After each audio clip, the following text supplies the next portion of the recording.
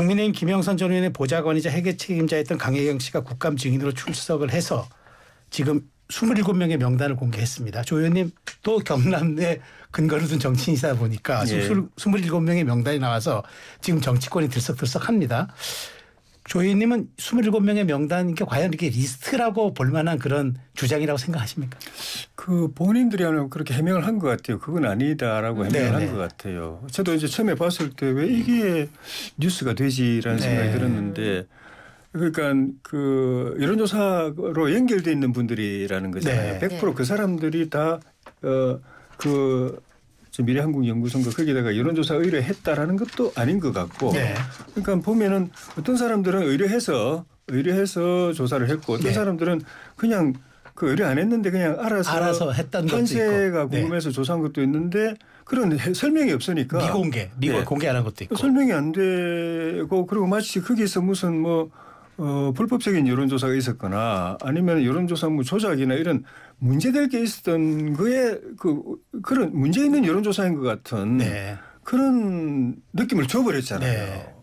그래서 추후에 이제 그쪽 공개한 측에서도 노영희 변호사하고 이 당사자들 해명했습니다. 그건 아니고 이야기했는데 거래했을 뿐이다. 그러니까 그분이 그렇게 지금 여론이 그냥 예민하게 한쪽으로 싹싹 쏠리는 거기 때문에 그런 것도 좀 조심해야 되고 야당 의원들도 그거 리스트 내놔라 이렇게 막 하는 것 자체가 마치 그 관련된 여론조사 이름 올린 사람들은 다 죄인인 것처럼 정하고 하는 거니까 그러면 안 되죠. 알겠습니다.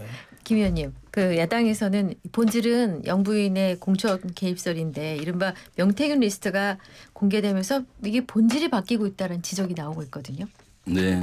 지금 명태균 리스트가 나오고 또 여러 가지 나오면서 더욱더 김건희 여사라든가 윤석열 대통령에 대한 민심의 그 분노가 폭발하고 있지 않습니까?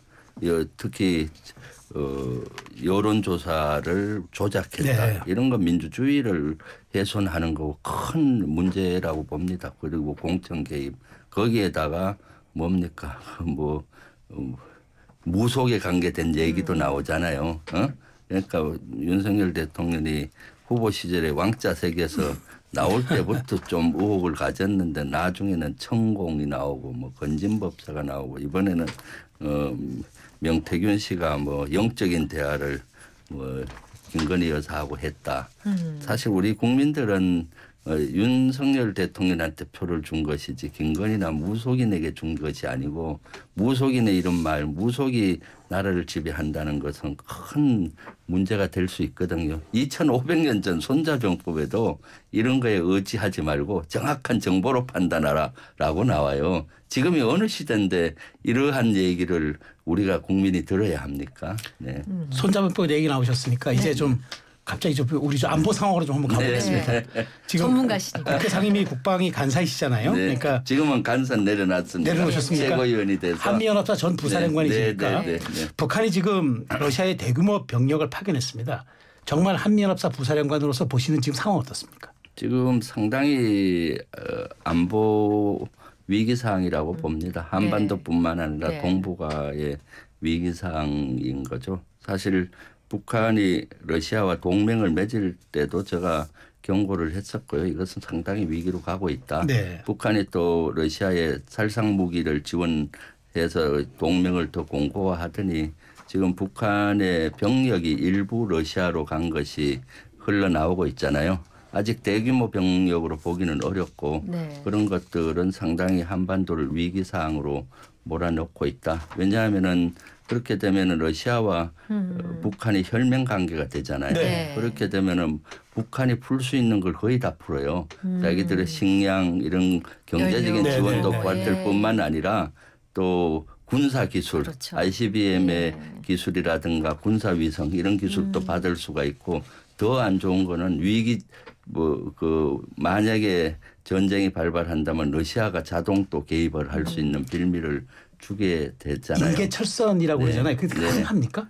그렇게 가능하겠죠. 왜냐하면 혈맹처럼 이미 동맹 조약을 맺었잖아요. 4호에 보면은 자동 개입을 이제 명시로 그렇죠. 하는데요. 서로 그 전쟁을 하게 되면은 서로 돕는다 이런 조항들이 있기 때문에 이러한 것은 상당히 우리 한반도뿐만 아니라 세계적인 위기인데 사실 이렇게 악화된 데는 저는 1차적으로 러시아와 북한의 이해관계가 맞아떨어진 것이 있고 2차적으로는 윤석열 정권의 외교 정책의 문제라고도 봐요. 작년에 윤석열 대통령이 우크라이나에 가서 7월 달에 갑자기 전쟁터에 갔잖아요. 가서 사직생 정신으로 함께 연대해서 싸워서 뭐 같이 싸우자는 투로 얘기를 함으로써 러시아를 적대국으로 만들었었고요. 이미 또 작년에 보면 155mm 포탄을 미국을 통해서 50여만 발 우회 지원했다는 의혹도 있고요. 네. 이러한 것들이 더 하나의 촉발 요인이 되지 않았나 싶습니다. 네. 네. 근데 그 미국에서는 북한 파병에 대해서 공식적으로 확인해주지 않고 있는데 네. 미국이 공식 입장을 내놓지 않는 이유가 뭘까요? 미국도 그렇고 나토도 그렇고 공식 입장을 확인을 안 해주고 예. 있죠. 만약 그 한국 국정원이 얘기한 것이 사실이라면은 위기다 이렇게 얘기하고 있잖아요. 네. 네. 그렇기 때문에 이건 더 확인이 좀 필요하다고 보여지고요. 네. 사실 국정원이 이례적으로 지난주 금요일 날 저녁에 갑자기 뭐 한 10쪽 되는 자세한 보고서를 내놨어요. 네, 네. 아주 이례적이거든요. 네. 이것이 위기긴 하지만은 이걸 부풀리서 이렇게 하는 것이 아닌가라는 의혹도 있긴 있어요. 네. 왜냐하면 지금 윤석열 대통령 지지도가 떨어지고 특히 지난주 금요일 같으면은 김건희 여사의 의혹들이 막 폭발하고 있을 네. 때였거든요. 그러니까 이슈는 이슈로 듣기 위한 이것을 좀 더 가장되게 이렇게 얘기하는 것이 아니냐라는 의혹도 있는 것이죠. 그럼에도 불구하고 북한이 러시아에 병력을 보내기 시작한 것은 네. 대단히 위기고요. 또 이번에 보내는 형태가 파병의 형태가 아니라 용병의 형태인 것 맞습니다. 같아요. 예. 파병이라고 하면은 자국의 군복을 입고 자국의 무기를 가지고 조직 체계를 가지고 가서 하잖아요. 네. 그런데 지금은 가서 러시아 군복을 입고 앞으로 어떻게 전투 편성이 될지는 몰라요. 지켜봐야 되기 때문에 그런 상황이기 때문에 어쨌거나 이것은 한반도의 큰 위기 상황이고 동북아의 위기를 가지고 올 수 있다라고 봅니다. 짧게 하나만 더 여쭤볼게요. 네.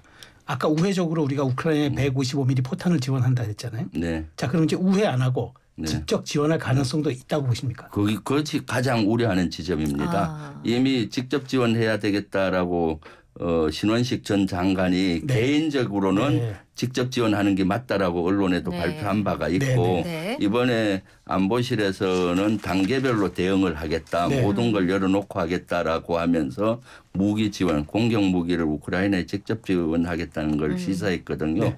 이것은 우리 한국을 대한민국을 위기로 빠뜨리는 겁니다. 그러니까 김해는 하면 안 된다. 안 되죠, 당연히. 그래서 저는 21대에서도 전쟁하는 나라에 살상 무기를 보낼 때는 국회 동의를 받으라는 법을 네. 발의해서 폐기돼서 21대 다시 올렸어요. 네, 네. 이것은 안보와 아주 중요한 사항입니다. 알겠습니다. 네, 안보 이슈까지 살펴봤습니다.